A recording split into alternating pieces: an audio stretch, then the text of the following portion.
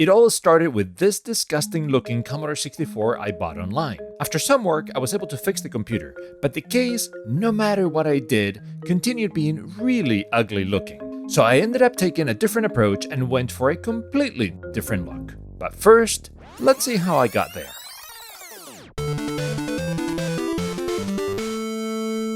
Hello and welcome back to Noel's Retro Lab. This case was too far gone to restore it in a normal way, so like many of you said in the comments, the best way to salvage it is to paint it. I had never painted a case before, so I did some research and asked other people who had painted cases before, and it seems that there are a variety of ways to go about it. If you have access to a car shop, for example, getting it painted with car paint might be ideal. But for those of us without access to that, the next best thing is spray paints. Before painting the case, there's a couple things we need to do. I need to remove the badge and the plastic that holds the LED, and I want to mask out the label so we don't paint over it. And then we'll have to clean everything really well before we paint it. First, we need to make sure we remove the plastic ring that holds the LED in place. To remove the badge, I'm going to try heating it up with a hot air gun, but not too hot. The idea is that it softens the glue that is underneath this, and then that will let us pry it up.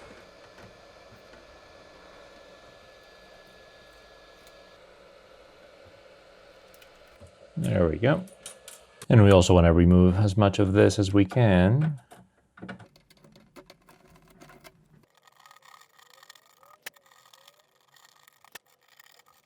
And I'm going to use some alcohol as well to remove all the last little bits. And same thing in the other batch, even though we don't have it in there anymore.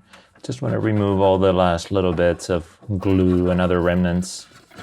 I'm also going to try removing the sticker. I thought first about masking it, but then I realized that you would see the original plastic color right there. So if this works, I'd rather just remove it and then glue it back once we have everything painted.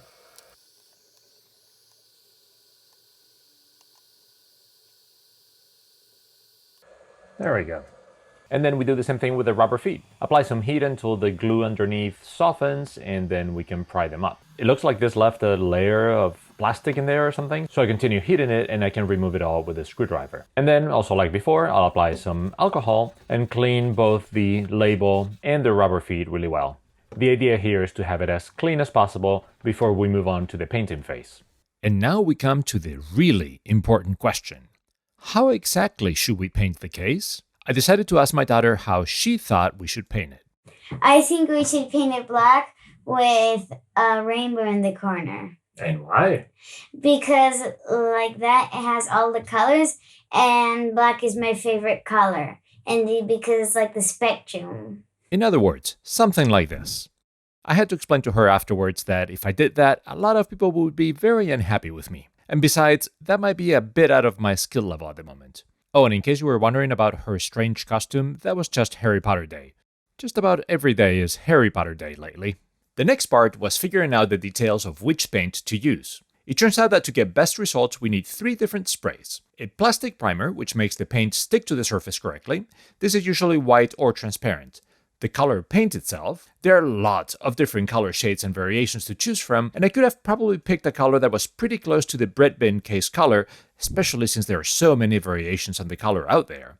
But I thought that if I'm going to go to the trouble of painting it, we might as well get something clearly unique instead of going for an almost right color. So, out of the whole catalog, I picked the intriguingly named Electric Blue. The third spray is some kind of lacquer. Those come in matte or glossy finishes and everything in between. I went for a matte finish to avoid getting something too shiny. I wanted something closer to the original finish on the Commodore. And so, with the 3 sprays on hand, let's do this. First thing, I take the spray can we're going to use, in this case the primer, and put it in a bucket of warm water. This is to warm it up so the paint flows correctly and smoothly. After thoroughly cleaning the case, I take it outside and place it on top of some cardboard, just as if we were going to retrobrite it. Notice that I'm starting with the inside of the case, that way if something goes wrong as I'm learning the ropes, it won't be as noticeable. Once the can has been sitting there for a few minutes, I take it out and shake it really well, and nope, I'm not starting yet. I first try it out on the cardboard just to get a feel for how it flows. Okay, I think I get it, and now for the real thing. Notice the technique. I start each pass outside of the case, go over the case at uniform speed, and end outside of the case. This is to avoid uneven areas as much as possible. I keep the nozzle about 20 centimeters away from the case, and I make multiple, slightly overlapping rows, at least in theory. Then I repeat the same thing with the other half of the case. I need to apply at least 2 coats, and we need to wait until the case is dry before the second coat. But one great thing about these paints is that they're really fast drying, and they're ready to go in just 10 minutes. I give it 15 minutes just to be sure, and we do it again. After another 15 minutes, I can repeat the process with the outside of the case. Okay, now we're really ready for the moment of truth. After warming up the can and shaking it, I start spraying the electric blue with the exact same technique as before. Now it's easier to see because the paint isn't completely transparent. And if you pay close attention, you probably see that I'm leaving a bit of a gap in between each pass. That's not ideal, but we'll fix it in the second coat.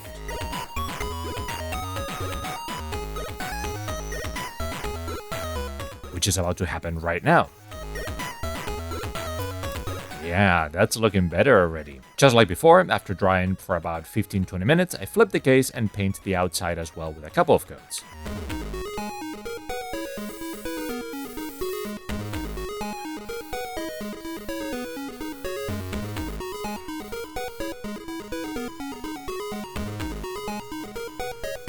And finally, after another 15-30 minutes, I applied the clear lacquer to seal everything in.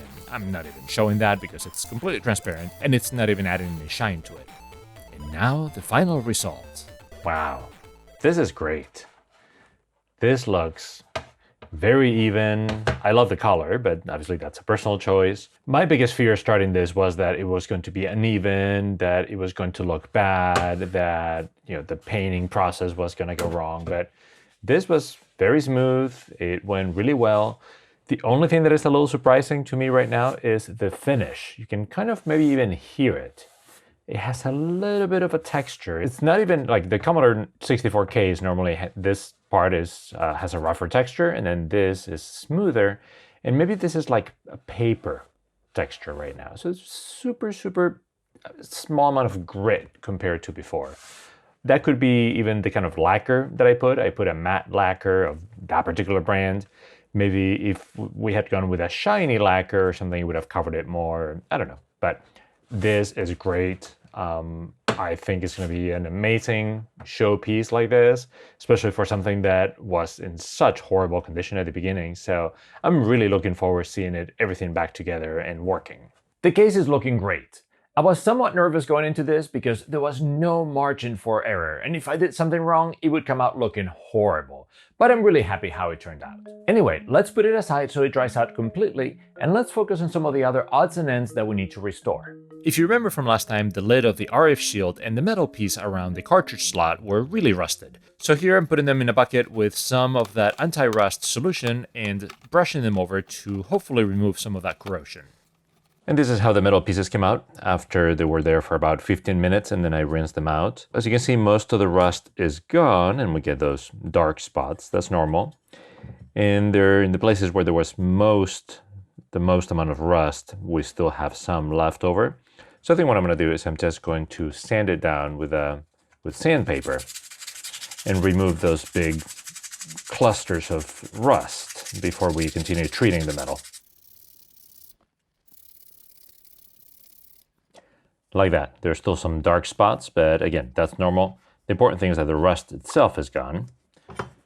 And same thing with this one, has it in a couple spots. Now let's treat him with cold zinc galvanizing spray. The technique is the same as with the paint for the case, but now the paint is specially designed for metal and to prevent rusting in the future. And just like before, it's pretty quick drying, and we apply it on both sides. And after they had some time to dry out, this is what they look like now. You can see some of the pitting that the rust did, but otherwise they look great. They're in very good condition, and most importantly, they're protected from rusting in the future. So I think these can go back on the board. When soldering big pieces of metal like this, I usually need to increase the temperature. So we'll go from my usual 320 to, 390 at least.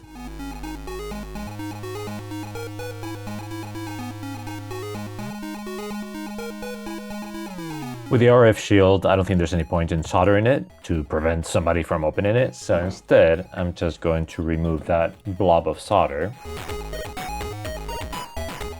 And now we can just fit this like this.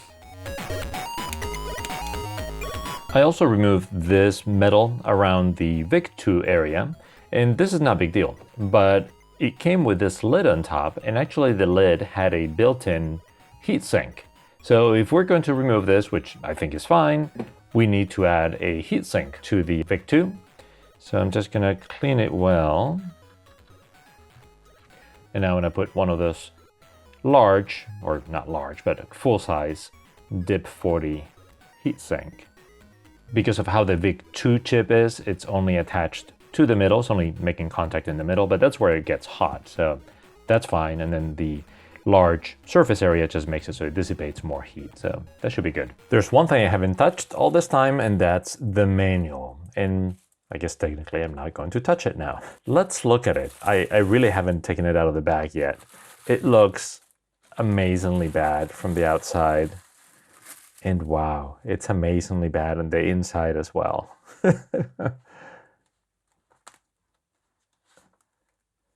Yeah, this is... Oh.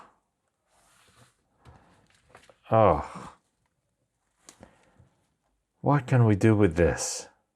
One well-kept secret within the retro community is that UV rays are good not just for retrobrighting plastics, but also for the paper of manuals. So I'm going to test that and leave this out in the sun for a few hours and see if it gets any better. Okay, a few hours have passed and oh wow, it looks like new, and it was even translated into English. Sweet! Just kidding, unfortunately. This is way, way too far gone to be able to do anything with it. So I'm afraid this is going to the recycling. The case screws look really rusty, and unfortunately I don't have replacements for this type of screw on hand. So let's do the same treatment as before with some of that anti-rust. And now it's time to put back the things on the case that we removed earlier, like the little rubber feed or the label. Originally, I was thinking of using some kind of super glue to put it back together, and that would certainly work. My concern is that we would not be able to repeat what we just did. We would not be able to heat up those things, to remove them, to then repaint the case of some other color. So I don't know if this will work or not, but I'm going to try this kind of double-sided tape. I'm sure a wider one would be better. This is the kind that they sell for smartphone repairs, for taking off the screen and putting them back on. I use this for the ZX Spectrum case, because that needs to go back glued together. So I'm hoping this works. Yeah, I think that's gonna work great for those. The rubber feet are in and they're great. So let's try the label now.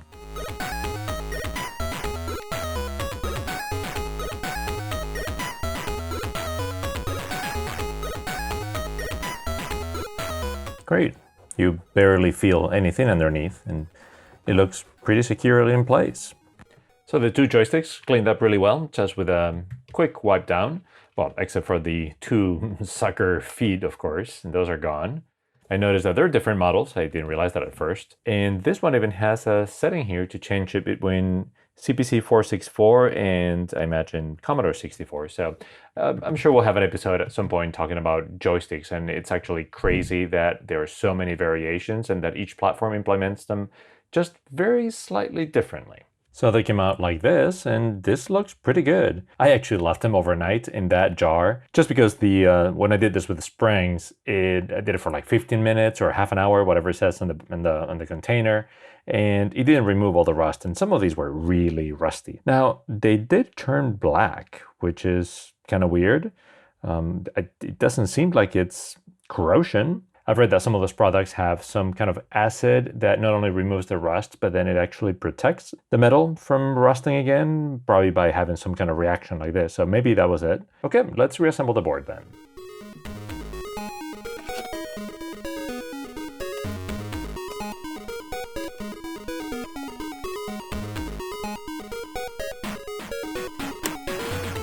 And now, what about the badges? These ones are clearly too far gone. There's really nothing that we can do here. I'll probably save them because I can't bring myself to throw them away, but we can't really put this back and have it look good. So we need something else. And what we're gonna do is use these. These are replica badges. These are not original. These are not even metal. This is made out of some vinyl. I got these from Luka over in Poland, and it's not the first time I buy these, and they are great. They're made to fit exactly on the spots, and they look fantastic. And especially for a case that has been heavily modified like this, or colored, I should say, this is perfect. I have absolutely no problem putting these instead of real ones. So, and yeah, they even come with their own sticky tape behind, so it should be a breeze to put them in.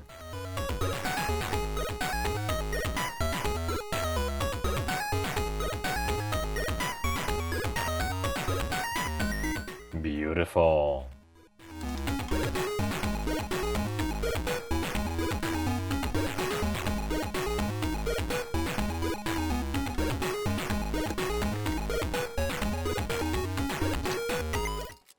And now, ladies and gentlemen, the moment we've all been waiting for.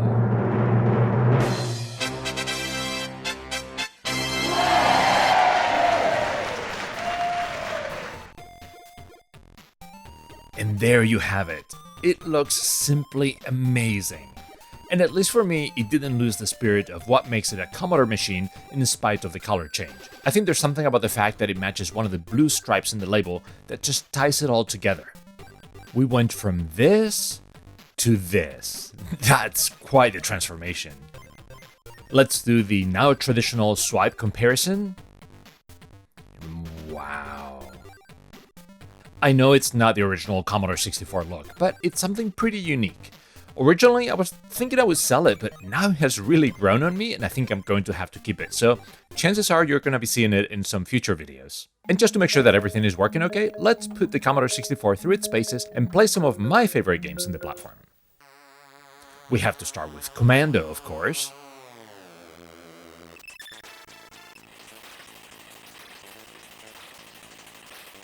The music is amazing, and it plays really, really well. The joysticks are working fine, although it's still as frustrating using them as it was back in the 80s, so I'm gonna have to switch to one of my joysticks. River Raid is one of those classics from the early years of the C64, and it's still pretty fun, even though I'm not very good at it.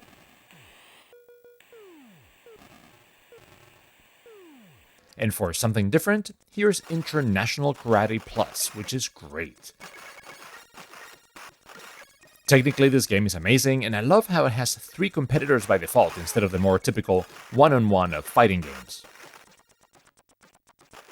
Okay, I'm ready to call it good. I think this Commodore 64 is working great. That was quite the restoration. This was my first time painting cases, but I'm super happy with the result. Maybe next time I can get more creative with the paint job. It's great how we turned what was effectively a big pile of junk into a working, beautiful Commodore 64. Anyway, I hope you enjoyed the video, and if so, please give it a thumbs up and subscribe to the channel or leave me a comment below. Until next video, see you then. If you enjoyed this video, please consider supporting Noel's Retro Lab on Patreon or joining the membership on YouTube. Not only is that the best way to support this channel and allow me to continue making more videos, but you also get some extra perks like early access, ad-free videos, and more. Thank you again to all the supporters. See you next time.